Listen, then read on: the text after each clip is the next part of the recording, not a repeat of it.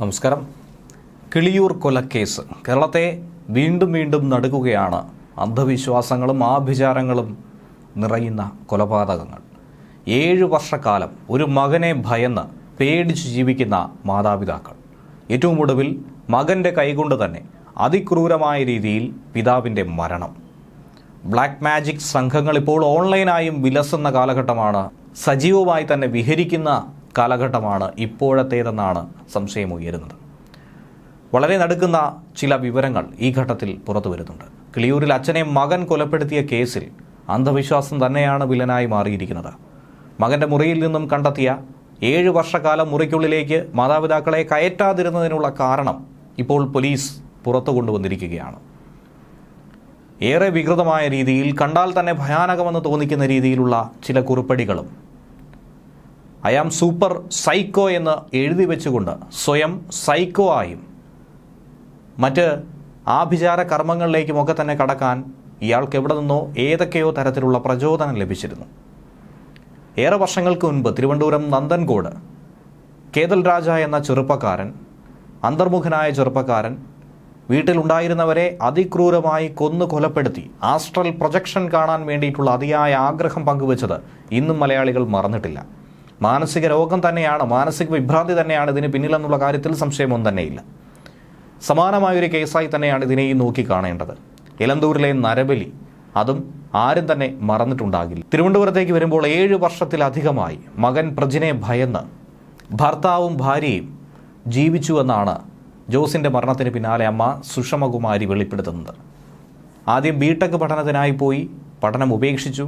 അതിനുശേഷം ചൈനയിൽ MBBS പഠനത്തിന് പോയി. കൊറോണ കാലമായതുകൊണ്ട് തിരിച്ചു വരേണ്ടി വന്നു. പഠനം മുടങ്ങി, സർട്ടിഫിക്കറ്റ് ലഭിച്ചില്ല. അതിനുശേഷം കൊച്ചിയിൽ സിനിമ പഠിക്കാനായി പോയി. അന്നു മുതലാണ് പ്രജിൻ്റെ ജീവിതത്തിൽ പല മാറ്റങ്ങളും സംഭവിച്ചത്. ഡിപ്രഷനും മറ്റുമൊക്കെ വലിയ തോതിൽ അലട്ടിയ പ്രജിന് അതിന് പിന്നാലെ പല മാറ്റങ്ങളും ഉണ്ടായി എന്ന് അമ്മയുടെ വാക്കുകളിലൂടെ മനസ്സിലാക്കാൻ കഴിയുന്നുണ്ട്. കൊച്ചിയിൽ എന്താണ് പ്രജിനെ സ്വാധീനിച്ചത്? ബ്ലാക്ക് മാജിക് സംഘങ്ങൾ കൊച്ചിയിൽ സജീവമായി വിഹരിക്കുകയാണ്. ഓൺലൈനായിട്ടുള്ള ബ്ലാക്ക് മാജിക് സംഘങ്ങളെയാണ് ആദ്യം സംശയിക്കുന്നത്. നന്ദൻകോട് കൂട്ടക്കൊലയ്ക്ക് സമാനമായ ചില കണികകൾ ഇതിനകത്തുണ്ടെന്നുള്ള പോലീസിൻ്റെ വിശ്വാസവും ഇതിനെ ഊട്ടിയുറപ്പിക്കുകയാണ്. ഇതിന് പിന്നിൽ വലിയൊരു ലോബി തന്നെ ഡാർക്ക് വെബിലടക്കം വിഹരിക്കുന്നു എന്ന കാര്യത്തിൽ സംശയമില്ല. കഴിഞ്ഞ ബുധനാഴ്ചയാണ് അച്ഛൻ ജോസിനെ പ്രജിൻ വെട്ടിക്കൊലപ്പെടുത്തി ശേഷം പോലീസ് സ്റ്റേഷനിൽ കീഴടങ്ങിയത്. വെള്ളറ പോലീസ് സ്റ്റേഷനിലെത്തി താൻ തൻ്റെ പിതാവിനെ വെട്ടിക്കൊലപ്പെടുത്തിയെന്ന് തുറന്ന് സമ്മതിക്കുകയായിരുന്നു. തന്നെ ചെറിയ പ്രായം മുതൽ വളർന്ന് വലുതായിട്ട് പോലും വലിയ തോതിൽ പീഡിപ്പിക്കുകയായിരുന്നു അച്ഛൻ. കടുത്ത നിയന്ത്രണം ഏർപ്പെടുത്തിയിരുന്നു തനിക്ക് മേൽ അച്ഛൻ ജോസ്. തന്നെ സ്വതന്ത്രമായി ജീവിക്കാൻ പോലും അച്ഛൻ അനുവദിച്ചില്ല. അതുകൊണ്ടാണ് ഈ കൊലപാതകം നടത്തിയതെന്നാണ് ഇയാൾ പോലീസിന് മൊഴി കൊടുത്തത്. ബ്ലാക്ക് മാജിക്കിനെ കുറിച്ച് വീട്ടുകാർ ഇതുവരെയും അറിഞ്ഞിട്ടില്ല എന്നുള്ള ഒരു കാര്യമാണ് പോലീസും വ്യക്തമാക്കുന്നത്.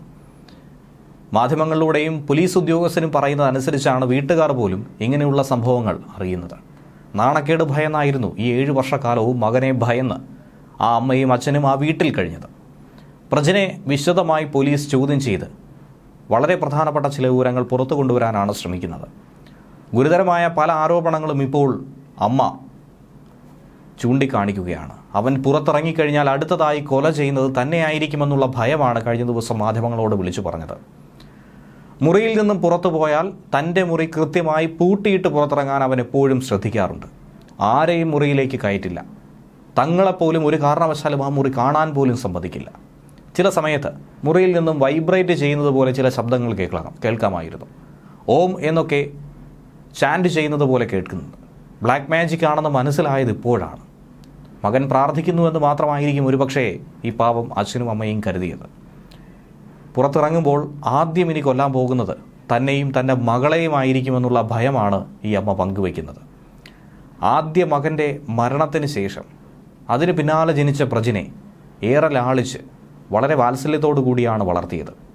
ചൈനയിലെ മെഡിക്കൽ പഠനം പൂർത്തിയാക്കാത്തത് കൊണ്ട് വലിയ അസ്വസ്ഥത പ്രജിനുണ്ടായിരുന്നു. ചെറിയ കാര്യങ്ങൾക്ക് പോലും പെട്ടെന്ന് പൊട്ടിത്തെറിക്കും, ക്ഷുഭിതനാകും, വഴക്കുണ്ടാക്കും.